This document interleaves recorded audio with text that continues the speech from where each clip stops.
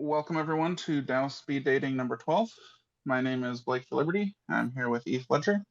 We're excited to have our guests here with us today, as well as our listeners.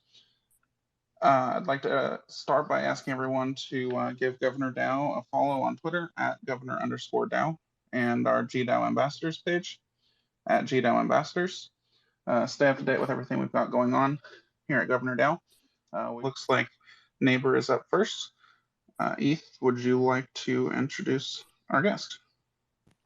Yeah, for sure. Thanks, Blake. So Shar is one of the co-founders of Neighbor. Neighbor is the first utility token that distributes rewards to solve affordable housing. They are creating new governance that reimagines cooperatives in the cities through the lens of marketing rewards, learning to earn, and a community wallet to facilitate proposals. Welcome to the stage, Shar. Thanks all for the invite. I'm really excited to chat a little bit more about Neighbor. We are the first utility NFT that is distributing rewards to solve affordable housing.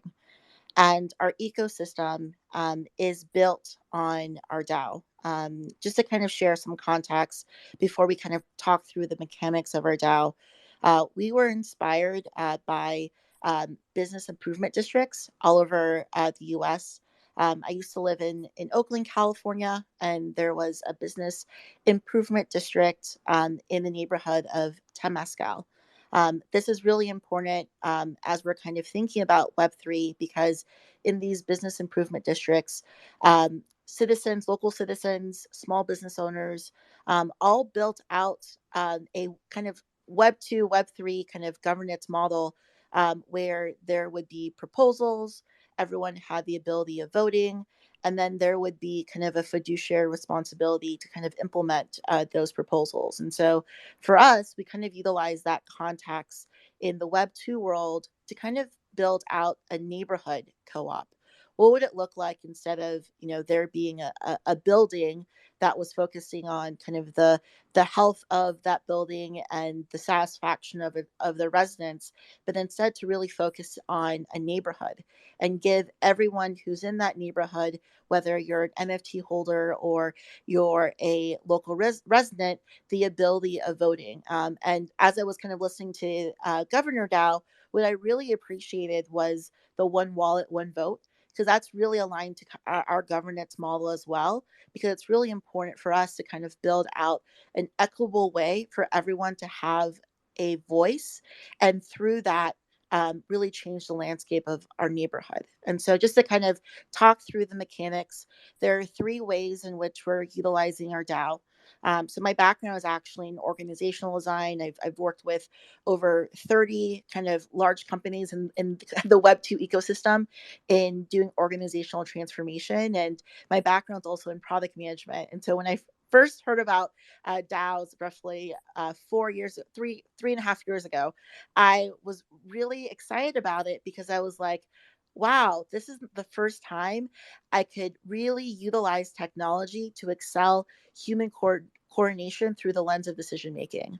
And the mechanics of the Neighbor DAO is really focused on that, where we will have a community rewards wallet, which essentially will be housing our secondary sales funding, where a percentage of our secondary sales will be funding our community rewards wallet. And through that, both holders and local residents have the ability of sharing proposals. And then through those proposals, there would be a kind of iteration process where everyone feels safe to move forward, to then vote for those proposals. And then the final vote would be the implementation of that proposal.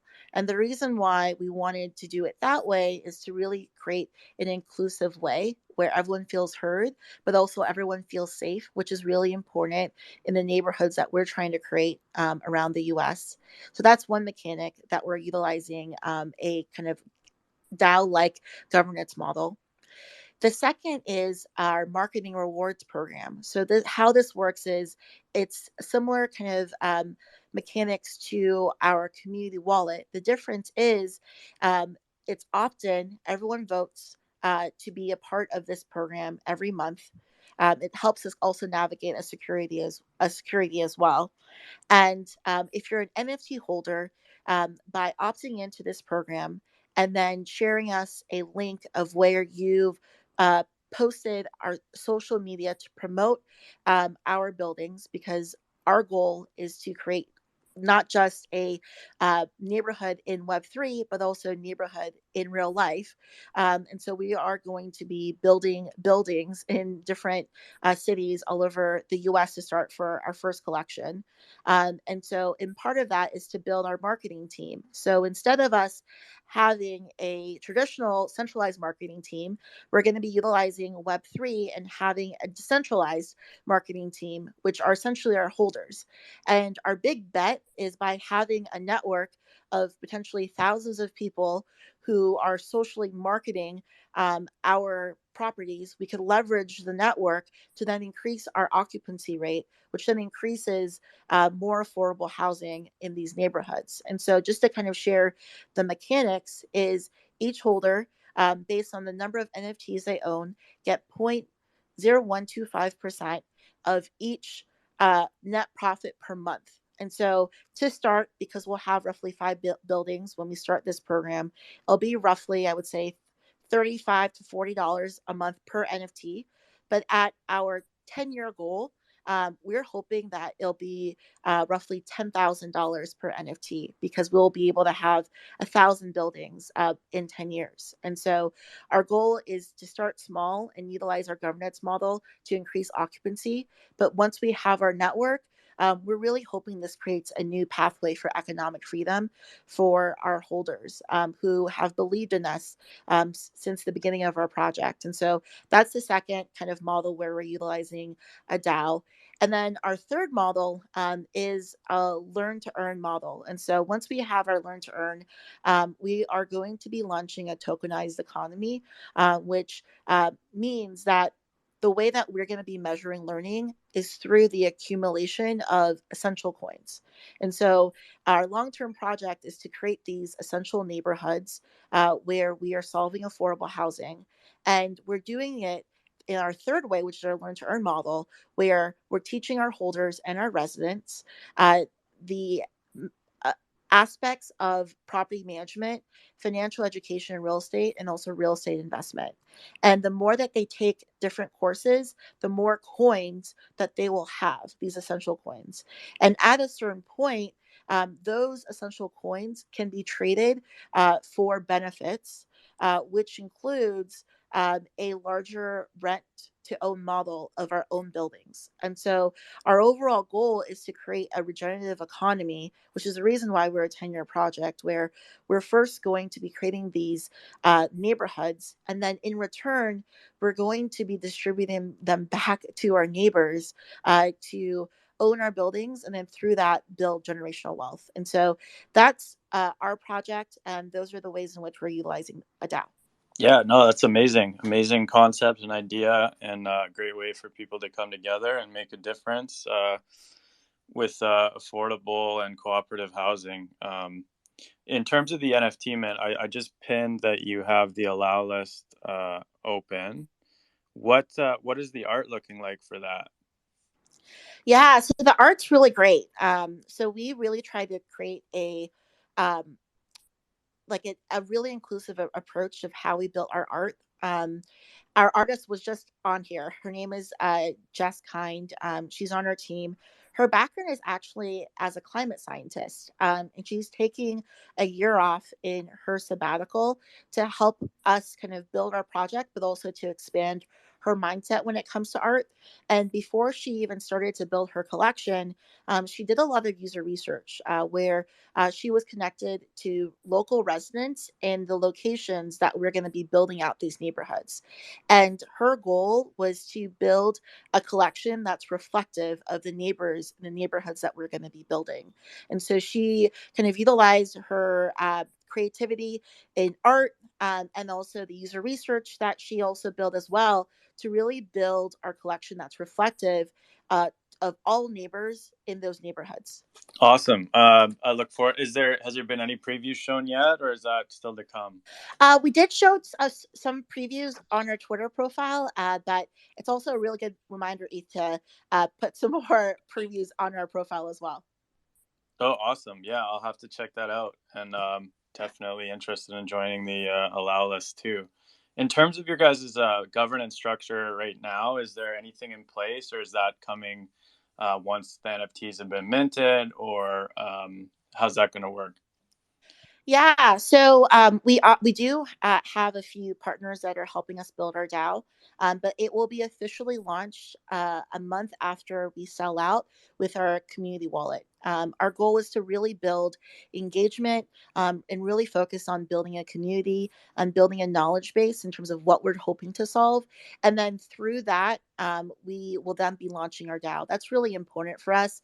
Something that is kind of a formula in terms of our work is generational knowledge plus generational wealth equals economic freedom. And so, in every decision that we make, whether it's creating our community rewards wallet or it's creating our marketing rewards program or even our learn to earn model, we really want to ensure that we have those foundations before we launch any new initiative. I'm curious if have you guys been able to apply for any grants or things of that nature as well, or is that something you'll be looking at doing down the road? Probably down the road.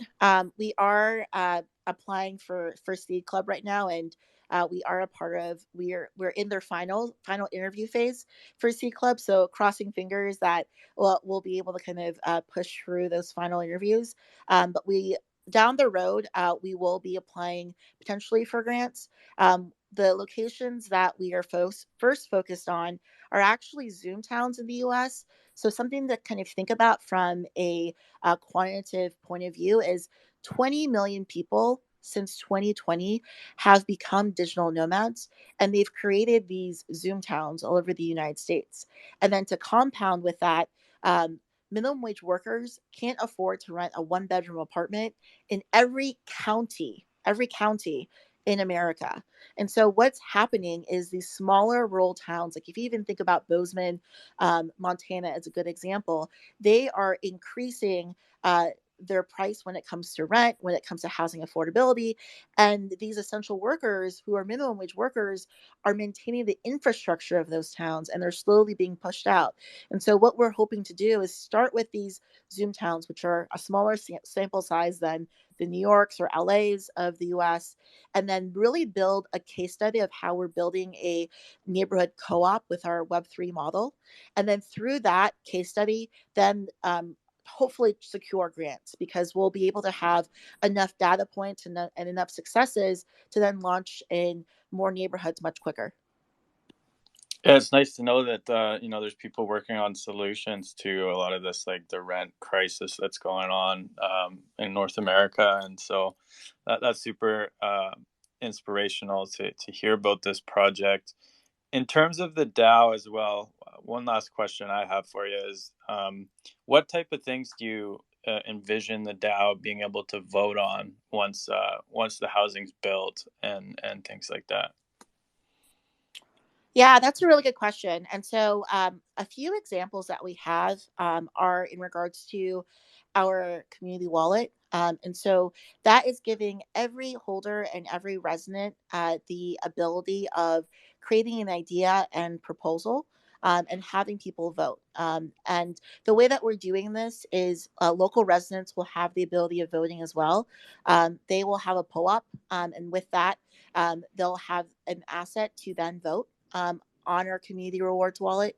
And so what that means is, say that someone has an idea where they want to create a hydroponic, garden, a vertical farming kind of component within the neighborhood so that there's more local produce for all the neighborhood. They can vote. And then we could say, hey, this month in our secondary sales, we were able to generate 10 ETH. And then we can fund them to then build that vertical farming in one of our neighborhoods. Or so that someone wants to, build something for our Learn to Earn token, where they want us to build, something for the metaverse. We really want to keep it open where everyone has a say, everyone has a voice, everyone has the capability of building an idea. The only thing that we're trying to create these safeguards for is for whales, which is really important for us to have one wallet, one vote. And whales still do have the incentive through our marketing rewards wallet to have a financial upside, because all they would need to do is have one, tweet, one TikTok, one Instagram post, and then they would get all their net rewards for the month. But when it comes to the impact of voting for a neighborhood and making sure it's better, we do want there to be long term an equal amount of vote for the residents and also for our holders, just to make sure that it is equitable. And so that's something that we're considering when it comes to our mechanics, by really ensuring that there's safeguards. Yeah, that makes complete sense, and definitely balance with trying to find like the proper ethical way, and it sounds like you guys are doing a great job of that. Blake, did you have any questions for Shar? Yeah, I think I have one. And yeah, I was really excited when I heard you guys on one of the Hype Cartel spaces, and so I'm glad we were able to connect and have you on, because I think your project is really cool and really solves or is working on solving a really cool or a really needed thing. So really appreciate you being on. And uh, I want to hear, if I remember right from the space I listened to, there was something kind of cool about how you guys are doing your buildings and how that will help fund and pay for the affordable housing. Can you tell us more about your buildings and how the affordable housing aspect is kind of funded? Yeah, thanks for reminding me on that, Blake. I also appreciate that, because I was like so DAO heavy that I really didn't focus on the real estate. And so, what's unique about our real estate is we're building the mixed use housing for the modern economy. So, I know that sounds like a buzz term, but historically, mixed use housing has been used to drive below market rate housing. The problem is only a small percentage of market rent buildings are for below market rate housing. And so we are utilizing the power of Web3 and being a distributed, owned, and collected and membered model, to create a new type of housing that reimagines gentrification itself. Because gentrification in its narrative historically has been to displace local community members outside of their neighborhood. What we're trying to do is really keep these essential workers, the giving them the ability of living and working in their cities. And how we're doing that is we're having 70% of our buildings be for affordable housing. The way that we're defining affordable housing is 30% of or less of the monthly income is spent on rent, because that is defined affordable by the government. But a lot of affordable housing, a lot of affordable housing buildings don't actually follow that rule. I live in San Francisco right now, and in Bayview, which is also an opportunity zone in San Francisco, affordable housing is actually roughly 55% of a typical worker salary, not minimum wage worker, a typical worker, who's getting paid a salary. And so what we're doing instead is it's for minimum wage workers, and we're only going to be the rent is only be 30% or less of a hourly worker's full-time salary per month, which is, could be roughly 780, per month if they're making $15 to $17 an hour and they're working full-time. 30% of that, of those units will also be used for short-term housing. And the reason why we focus on short-term housing is, one, we really also want to be able to drive tourism, because again, there's a lot of digital nomads who are focused on business tourism. And we also know that tourism also drives economic development. And through these neighborhoods, we could also become a privatized model for economic development, where we're utilizing our short-term rentals to help kind of pay for the affordable housing so that we can keep the rent low for our local residents. And then secondly, we could help helps our short-term residents build community in their cities. In talking to a few digital nomads, talked to roughly around 50 of them who are currently traveling around the US doing business tourism, the one thing that they miss is the formation of a community. And so being able to build these neighborhoods where they're community focused, someone who is a short-term renter could also see impact, and also could be potentially like a part of that impact by getting to know these local residents, will do good in terms of keeping these towns afloat by creating this privatized model, while also ensuring that we can keep our workers working and living in the cities and the communities that they care about, which is really important when we're thinking about gentrification as a whole, because no one should be displaced or kicked out of the neighborhood that they've helped to maintain and they've helped to build, which is important for us when we're thinking about our model. Yeah, that's I love this. I think it's great. I think there's a lot of cool innovation that you've got going on, and clearly the passion that you have for uh, helping keep people together and build community is something that really resonated to me, and really appreciate what you guys are doing and you guys joining us to tell us all about it. What Of is the course. what is the best way that people can get in contact with you if they want to get involved, or any last things you want to mention before we hop to our next guest? Yeah, thank you both for your time. I really appreciate being a part of the Twitter space with y'all. If you could follow us to kind of hear more updates, our Twitter is Be My Neighbor NFT. And then we also have an allow list as well that you could join. We really try to make it more inclusive. I am an NFT holder as well. I have over 50 NFTs, and I know it's hard to grind, and it's especially hard during the bear market. And so, to help with that, we just created an open allow list. So, join our allow list. And we're going to have it open until we have 5,000 followers. And then we're going to be focusing more on partnerships because it's really important to incentivize some of our more kind of early cheerleaders. And so if you'd like to learn more about the project, follow us. And then if you want to chat with me or any of our teammates, feel free to message us. We do have the ability for you to message us. And so really excited to learn more about y'all as well. Our next guest is Dream DAO. Eth, would you like to introduce them? Yeah, for sure. I will invite Rohit to stage. So, Rohit is a senior undergrad student pursuing computer science and engineering. He was a product management intern for a metaverse company this summer and was also doing research internship at the University of Toronto. He's joined Dream DAO as a builder to help create a solar punk future. Welcome, Rohit. Hi everyone. So I'll just give a quick intro about DreamDAO.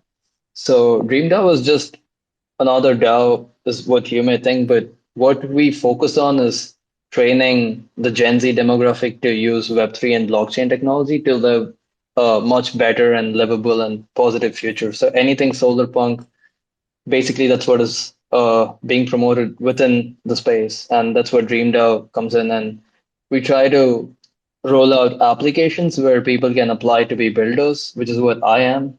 So it's only for Gen Z, so that is everything from 15 to 20 years of age group.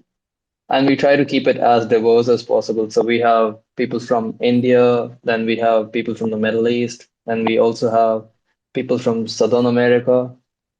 So we try to keep it diverse, and we have a good ratio of underrepresented communities as well.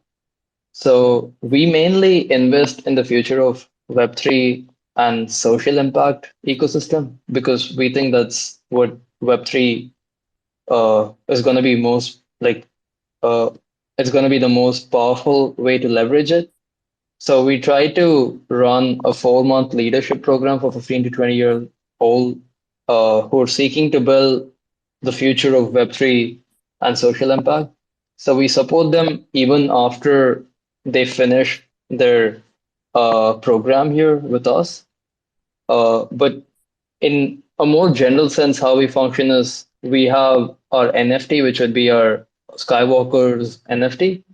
So you can either purchase it on OpenSea, and we also do seasonal minting of it, where we whitelist you and you can mint it for I believe it's zero point 0.1 Ethereum. if I'm not wrong.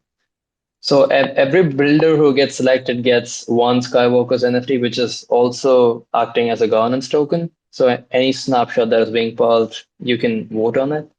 And that's how we run the DAO for now. And the one side would be builders and the other side would be champions. So champions would be anyone who owns the Skywalker's NFT and wants to help our young builders like me with mentorship, with training, and help us connect with different people within the Web3 ecosystem so we can get internships and we can widen our knowledge within the space. So right now we have paused the proposal so that we can onboard different champions for DreamDAO on a rolling basis, which is not the case before because we used to do it on a season basis.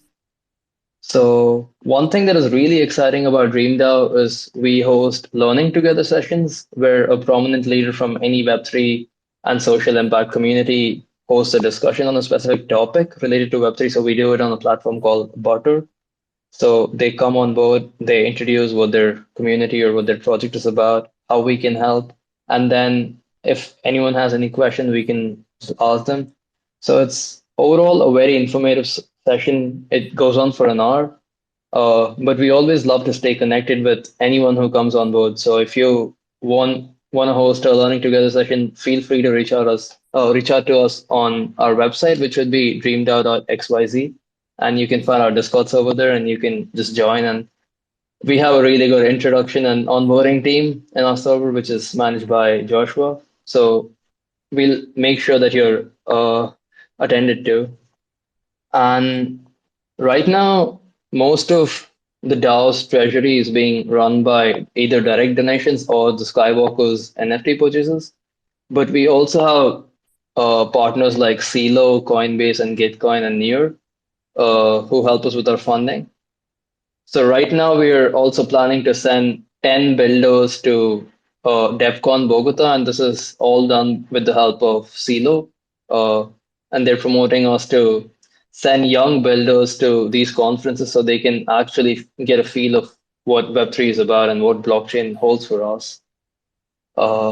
That's pretty much everything. If you have any doubts, I'd love to answer. That's amazing. Such a cool project. I'm curious, how did it formulate? What was the origin story for it? Yeah, so DreamDAO had a parent company called Civics Unplugged. So Civics Unplugged was not necessarily Web3 or blockchain oriented. It was more about uh, onboarding high schoolers who are passionate about creating an impact and a positive impact in the society. So we know how much Gen Z cares about climate crisis, and they're very progressive towards these things. And our co-founder Gary Shang thought it would be best that we leverage this passion that young builders have and show them what it's like to actually build something and do something meaningful, and that also has a social impact associated with it. Then, when Web3 and blockchain became a big thing, that's when we started leveraging it, and it gave birth to DreamDAO. That's super cool. And then in terms of like these learning together sessions, you have mentors from all sorts of different projects come on and speak. You got some members from DAOs, and you've been working with refi projects as well. Yeah, it's mostly refi and region projects since our whole DAO was built with the vision of having a solar punk and brighter future. So I think it goes hand in hand to have someone over who's working on a similar goal and who wants to solve a similar crisis situation. And how, like for you, like what's been the most exciting part personally for you to be a part of this project, Rohit? So I would take a moment to appreciate the champions we have within DreamDAO. Most of them are so experienced that even by talking to them for a few minutes, you just you just absorb so much of wisdom. And it's been nothing but fun for me to talk to so many champions, and everyone is just skilled and talented in their own way, and you can learn way too much. If you think you know something, they'll probably teach you 10 new things, and it's been nothing but a pleasure getting to know them. And we have champions who work with CeeLo, we have champions who work with Gitcoin, Then we have champions who founded like four other startups. So it's really exciting that you can work closely with such high profile individuals within the tech field. So yeah, that's something that I genuinely like. Yeah, it's a fascinating project, and again speaks to how exciting Web3 can be in just impacting our world, and to hear that Dream DAO is focused on those social good projects and things like that. It brings a lot of hope and faith in our future in the space as well as just in the world in general. So super grateful that you came on, despite it being 2 a.m. where you're at right now. We would definitely love to send one of our core team members to talk about civil resistance sometime in one of your learning sessions. Blake, did you have any other questions for Rohit? Maybe a question about onboarding people, particularly young people in your case. But what are you finding? Um, how's the onboarding process that you guys have seen? With Web3 being newer and obviously you're teaching people how to make a difference with the Web3 space, but that first initial uh, learning experience. Uh, how are you seeing that going with people you're working with, and are there any challenges you see that need to be overcome to help make that kind of thing easier in the future, or just what are your thoughts in that area? Yeah, that's a very good question. So I'll maybe mention that our server is open for everyone to join, so anyone can feel free to join. It's just to be associated with the DAO and contributing. You either need to hold the Skywalker's NFT or you need to get selected as a builder. So the application process is it keeps opening on a seasonal basis. So I think the last application was open around 2 months ago, and the builders were selected and they were on board around a month and a half ago. So whenever builders come online, we don't really expect them to be proficient within the space or even know the complete basics of it. As long as they're passionate on creating something that's going to be meaningful and that's going to provide value, that's uh, that's something that we mainly focus on.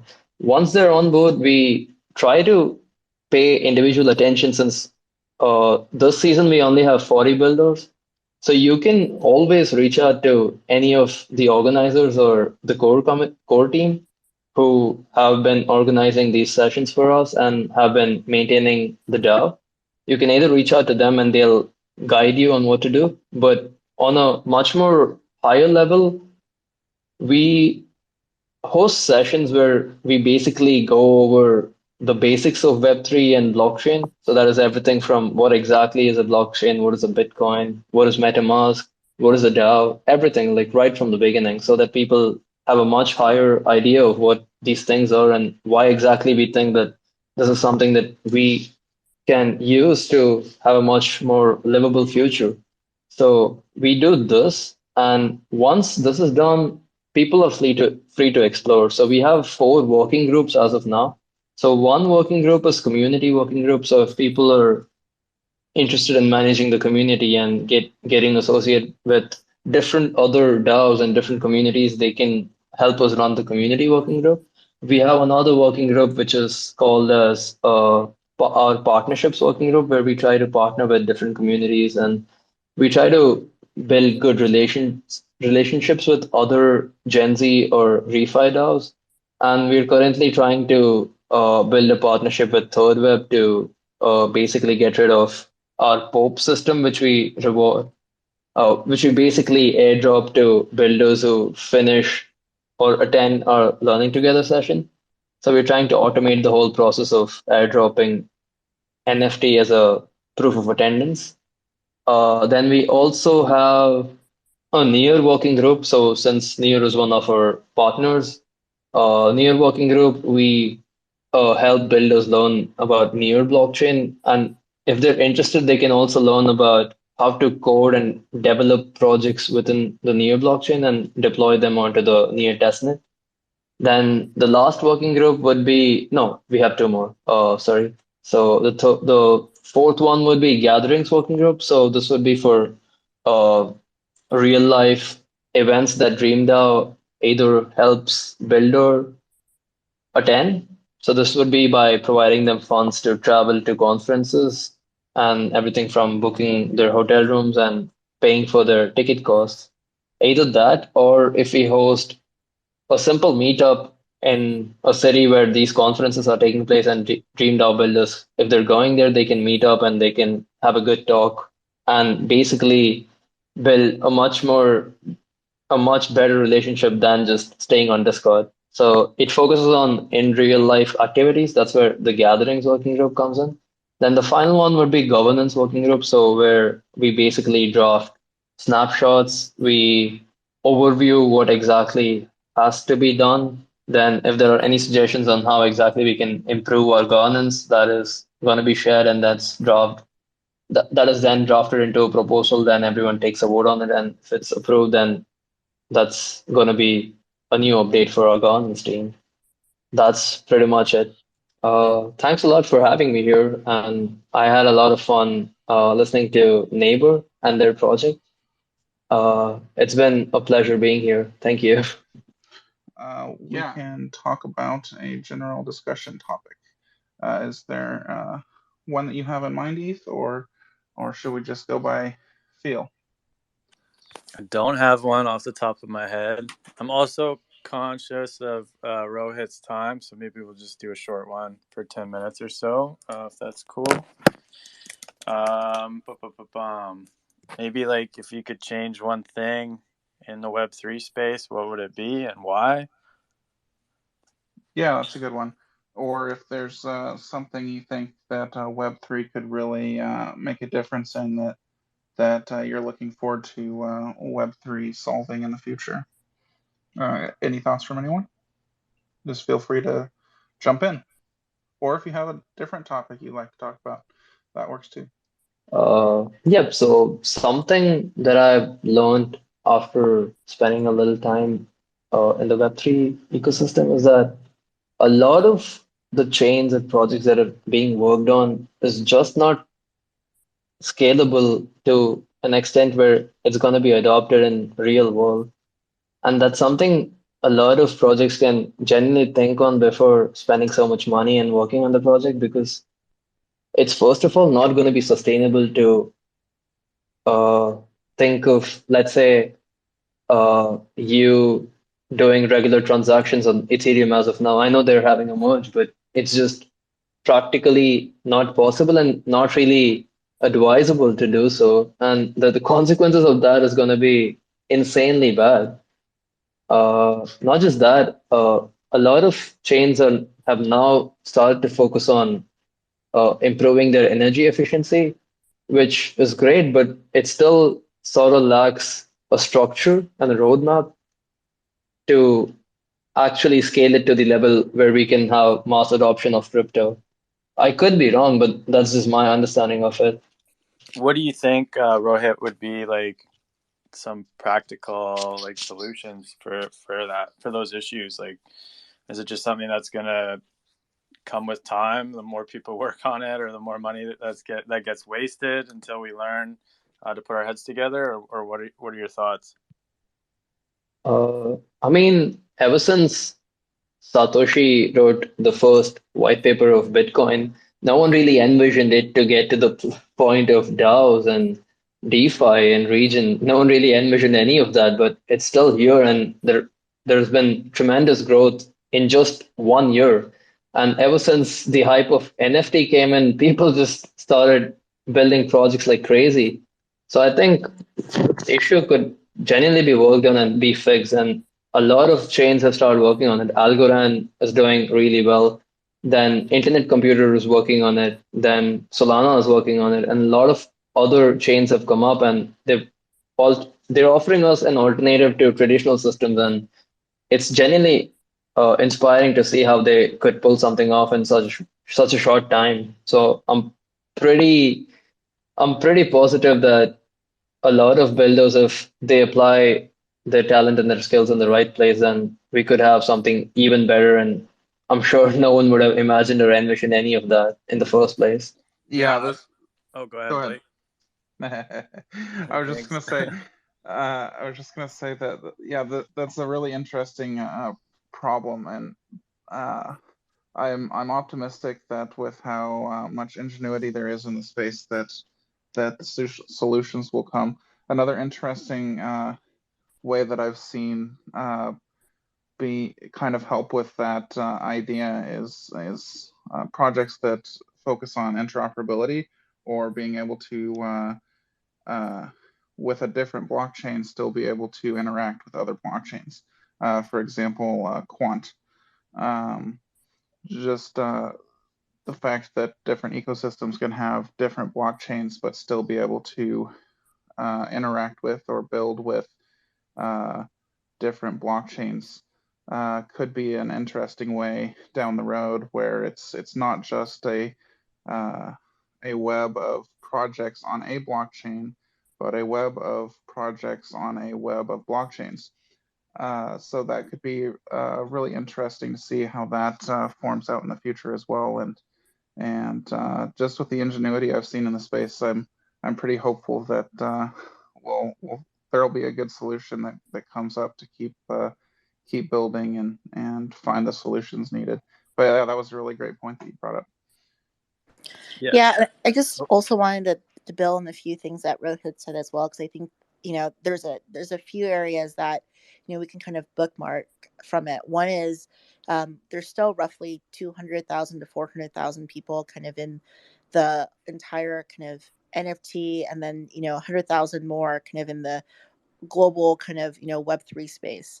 If our goal is to kind of onboard through the lens of access, we have to onboard a billion people, right? And so when we're making these key decisions, whether it's in DeFi and DAO, like, we have to kind of consider, are we making decisions that can create access? Because if we do want Web3 to become the world that we know it can create, more people need to be on board with it. And through that, we'll be able to create a more decentralized, equitable world through the lens of Web3, which is the reason why Bitcoin was created in the beginning of 2008, was because of the lack of trust when it comes to the government. And just to kind of share with y'all kind of a more kind of personal kind of case study, when I was scouting one of our neighbor locations, I actually attended one of the city council meetings. And half of the local residents in that city council meeting were distressed, were frustrated, were anxious by the centralization of the government, to the point where the mayor who was involved in that city council meeting, they blatantly told her that they didn't trust the government. So there's kind of this kind of ripening kind of culture where people want to have a voice. They want to have the trustless environment that blockchain can provide. The question is, how do we onboard them? And how do we do it in a way where it's not exclusive? And I think that's kind of the kind of internal motivation that I have and our team has when it comes to Neighbor, because we have the opportunity of onboarding so many local residents who are a part of our buildings, where they could see the power of Web3 when it comes to voting on our DAO. Like, how powerful could that be, by having an idea in a neighborhood and seeing it come to life by your vote and the vote of the community members around you? That's a powerful thing that we don't have currently in the cities that we live in, where we don't have full transparency in regards to votes. And if we wanted to, there is a political force that doesn't even allow us to see the full transparency of voting itself in the system. And so, if as like, what's really interesting, about Web3 is there are organizations, like, I'm just gonna quote, Charles Hawkinson, and his big kind of vision for Web3 is to build inclusive institutions. He says that a bunch in his conversations. Like, if Cardano could help build inclusive institutions, which is the reason why he's hyper focused in Ethiopia, he's hyper focused in onboarding the next billion people on the Cardano network.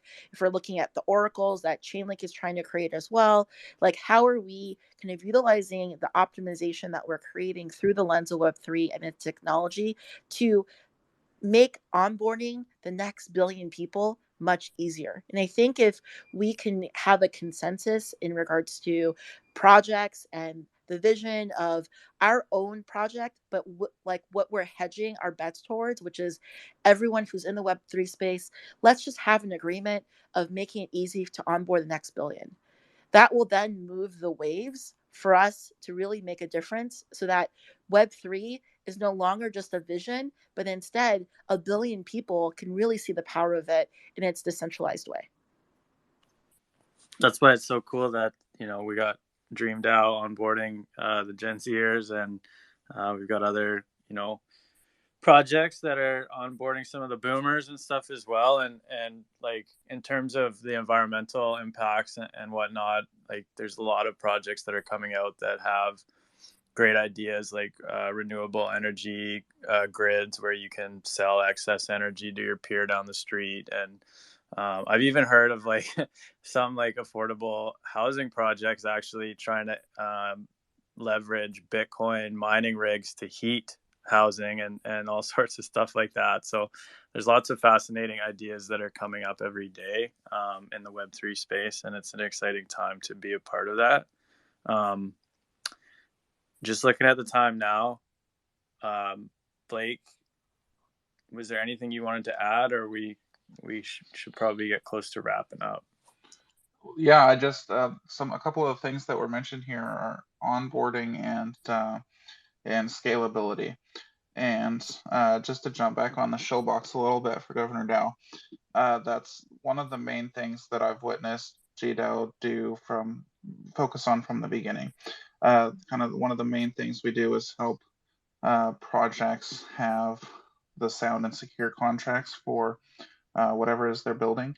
And we do that through tested and proven smart contracts that were made to be modules that other projects can just kind of take and adjust to fit their needs, but still have that sound foundation in place. So easier onboarding for projects. And then with our proof of existence, there's not much more simple than standing in front of your camera and saying a phrase in front of it and taking about a minute, and then you're onboarded with it.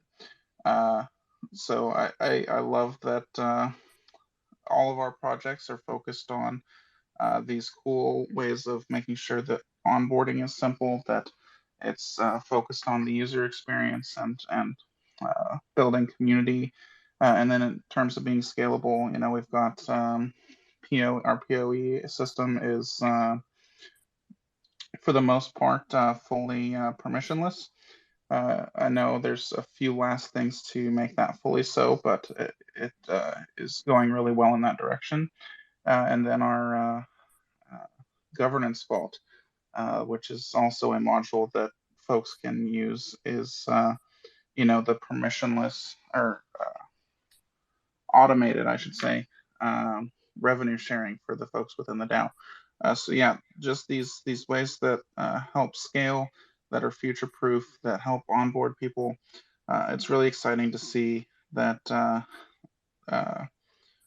more folks start to focus on the idea of being future proof, the idea of focus on being scalable, and even as important as those is the onboarding. So yeah, this was a cool discussion bringing up those topics, and really appreciate you guys being a part of it.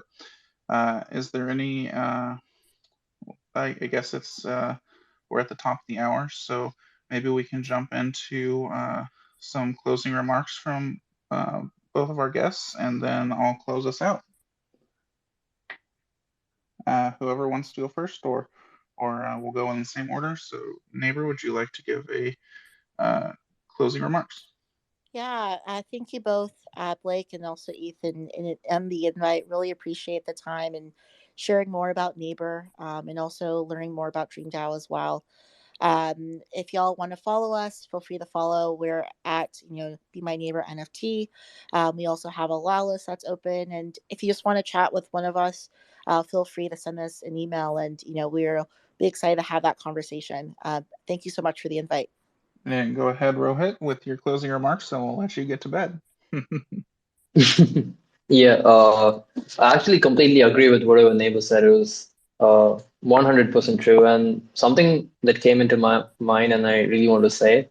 So, I think crypto and Web3 is not an industry, it's more of a movement, and it's here to stay. So, only people like us can take it forward.